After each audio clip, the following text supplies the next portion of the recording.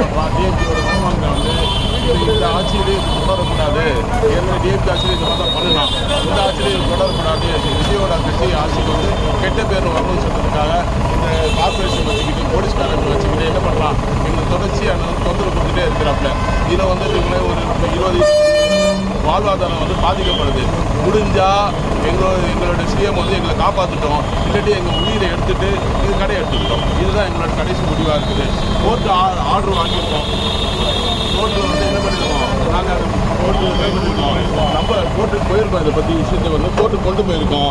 அதோட நம்பர் வந்திருக்குது. ஆனால் இது எங்களுக்கு சாதகம் எதுவும் வந்துடக்கூடாதுன்னு சொல்லிட்டு ருக்மாங்க கார்பரேஷனை வச்சு, கார்பரேஷன் அதிகாரிகளை வச்சு, போலீஸ் அதிகாரிகளை வச்சு எங்களை பண்ணுறான். எங்களுக்கு தொடர்ந்து தொந்தரவு கொடுத்து இங்கே வந்து பல வருஷமாக எங்கள் வாழ்வாதாரத்தை கெடுக்கணும்னு சொல்லி முயற்சி செய்கிறான். அதுக்கு அவன் என்ன நான் இதுலேருந்து விலகுனா எனக்கு சில லட்சம் வந்து லட்சமாக கேட்குறான். எடுத்து அதுக்கு வந்து நிறைய அரசு அதிகாரிகள் துணை போகிறாங்க. எங்களுக்கு அந்த அளவுக்கு கொடுக்குறது எந்த வழியும் கிடையாது. ஏன்னா நாங்கள் வந்து ஒரு குறிப்பிட்ட லாபத்தில் ஒரு சேவை மனப்பான்மையோடு செய்கிறோம். இது கடைசியாக நாங்கள் வந்து என்ன பண்ணுறோம்,